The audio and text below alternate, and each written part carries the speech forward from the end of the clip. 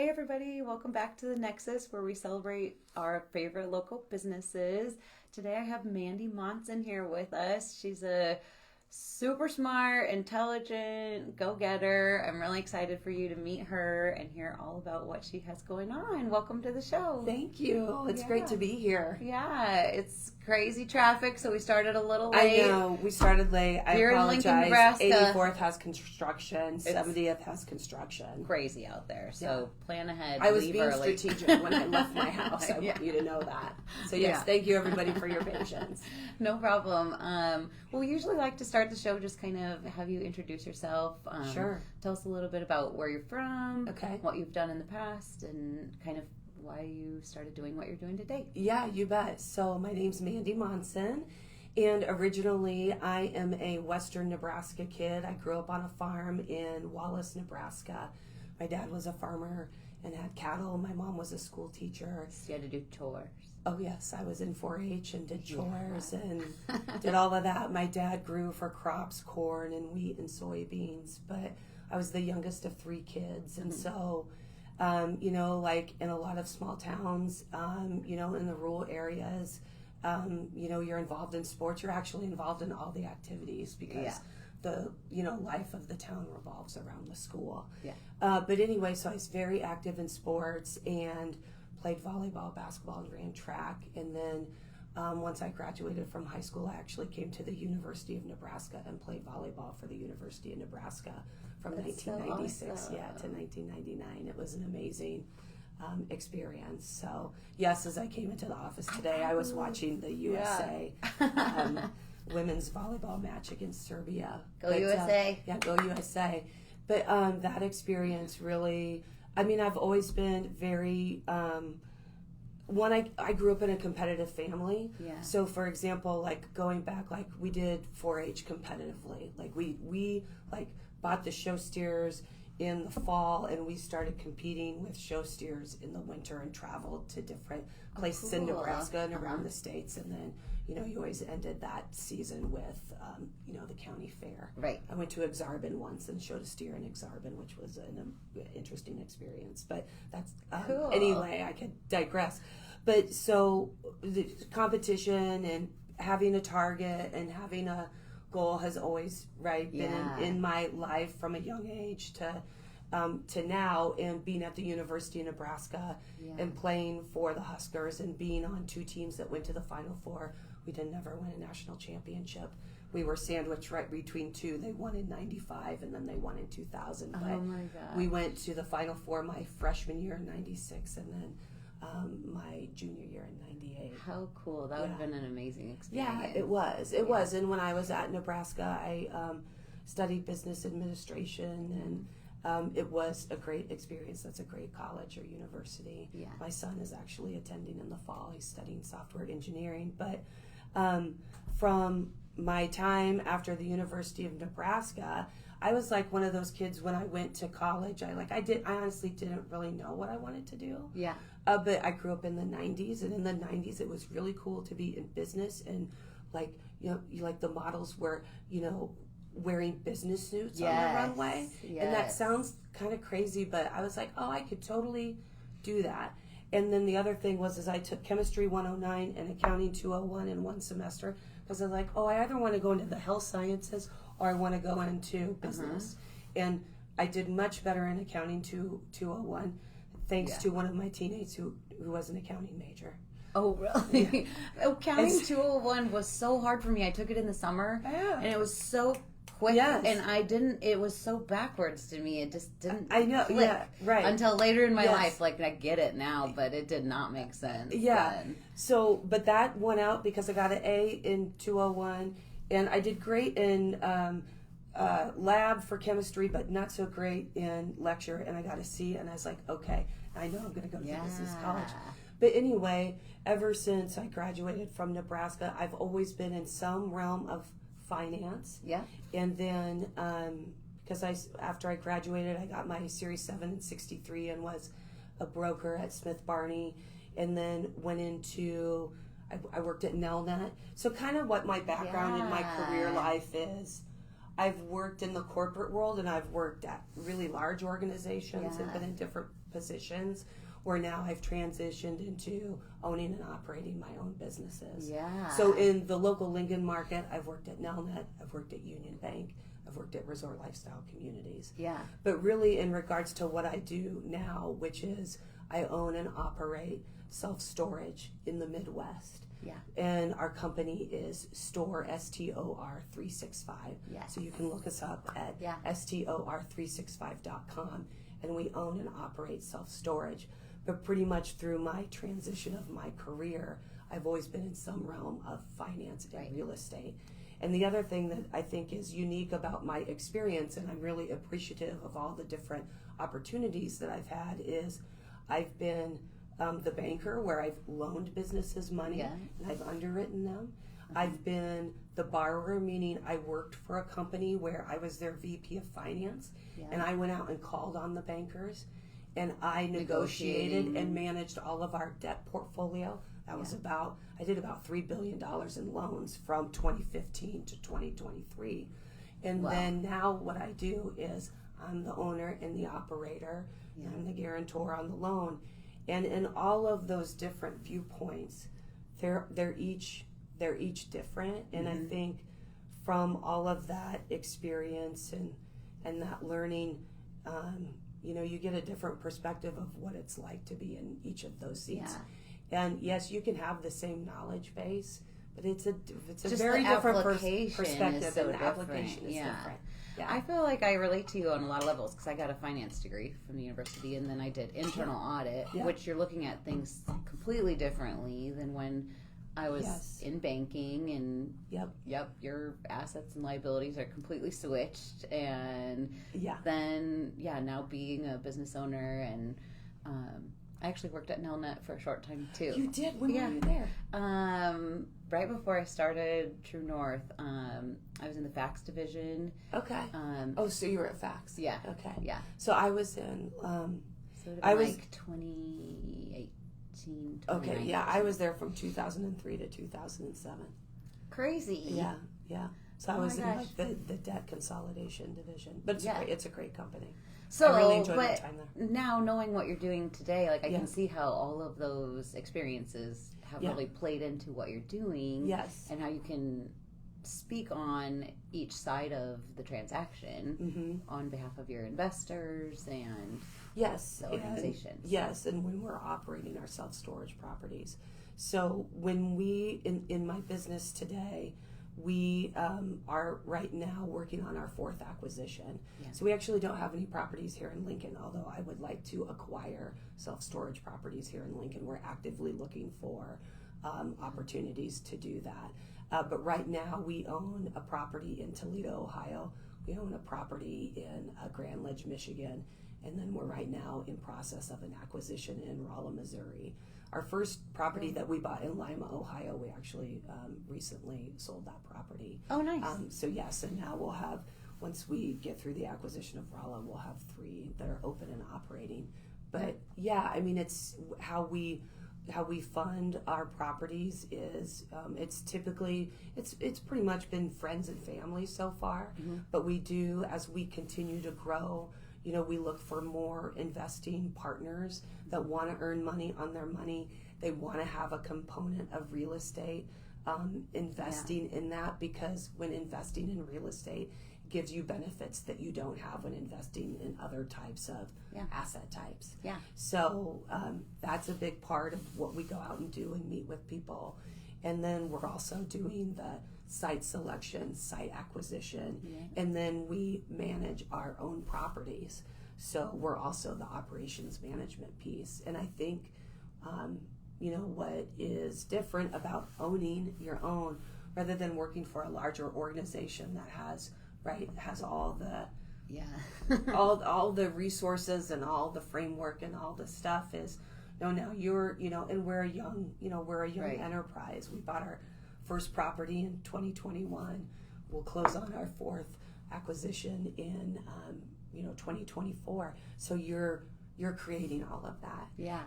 But that is an endeavor that I'm really enjoying because we're creating it. Yeah. And from my entire time frame of in my career, I've always taken something from very small and I built it out. So I take something from not very much, maybe a sales territory or a loan portfolio or a debt portfolio, and I take it from a small amount and I grow it out. And so what's exciting is now we're doing that for ourselves and for our investor partners, and also working with our banking partners so that they're successful. Yeah. I love that. It is really fun to do it for yourself, but it's different when you're every department. When you're used to working in corporations, they have a department for that. Correct. You're HR. We are the department. Yes. In my technology. In my business partner's in Toledo, Ohio, and he has the operations background experience after working at U-Haul and another large self-storage operator, and I have the debt and finance and business administration experience. So, and we're starting to grow out our team, which is exciting. But like you just said, like you are the, and so you get to field customer calls, you get to pay the credit cards, you get to work with the CPA to make sure the financial statements are done. It's all of that. Yeah. So there might be some opportunities for people to invest with you coming up. Then, if you guys are still correct, and we're always looking for acquisitions. I mean, we plan to grow this portfolio in the Midwest. Think of a pinpoint in Lincoln, Nebraska, and one in Toledo, Ohio. And we want to grow a portfolio through acquisition in the Midwest. So yes, if you're interested in investing in self-storage and interested in that real estate type investment, you can find me through LinkedIn. You can email me at Mandy, MANDY, at STOR365.com, and I'd be happy to talk with you about what upcoming opportunities we have. Yeah. Tell us a little bit about the transition. I like to talk to business owners about starting your own business. What have been some of the, if you wish you could have done it differently, is there anything that we always understand our failures end up becoming our, the path of how we got to where we are today. But is there any advice you have for people in starting a new business or things they could avoid for themselves? Yeah, I mean, I have learned a lot. Yeah. So we did our first acquisition in 2021. We're doing our fourth now. I recently just transitioned away in December of 2023 from my VP of Finance role. And so from 2021 to 2023, right, I was working full time, totally focused on what I was doing at the company, doing that during the day, and then doing the storage piece at night. Yeah. And so now being in it full time, meaning in my own company's full time, I don't yet have I would totally do this differently. I'm not saying I'm not going to have that, because we definitely will. I can say where we're at in a company standpoint is we're just really focusing a lot heavily. Storage is a very competitive industry. Yeah. It's no longer just the mom and pops and doing leases by hand. I mean, it's all digital. It's very competitive from a pricing standpoint. So really how we're improving today is we just have a lot of communication between our partners, and we're always looking for the right vendors to partner with in order to maximize efficiencies for cost to produce the best customer experience for our tenants on site. Yeah. As far as I think what people maybe that are thinking about having their own business when they've lived in the corporate world their whole life, is what I will say is that you really don't know what it's going to be like until you do it. Yeah. And there is a gut check that you get once you move away from your position that pays you every 2 weeks, or if you're bi-monthly, whatever that is. And ultimately, you can blame someone else. You can blame it on the marketing department. You can blame it on finance. You could blame it on the owner that took too long to make the decision to tell you that if it was okay, and you no longer have that. It's just a very different perspective from an accountability and responsibility standpoint. Yeah. And I'm sure you feel the same way. I don't think you can truly get that until you're doing it. And until you're doing it full time. Yeah. And then that it's is all on your shoulders. It's like all on your making shoulders. sure, Yeah. Like for me, it's making sure employees are getting paid. You're making sure your investors are getting paid. Correct. Right? And the like, financials are correct, and that the banks are getting the right. And these are all things that I've done, by the way. Yeah. But it is a different perspective when you are doing it for yourself on behalf of the companies that you own, that you manage, not for someone else. But I like that. It's very rewarding. It's very rewarding because you also are in control of your own destiny. Yeah. And I think for going back to what we talked about initially, I think when you're a very motivated, when you're a very target-oriented person, when you're a very results-oriented person, you are able to take that on. Or at least I've been able to take that on. I can't say I do it perfect every time because I don't.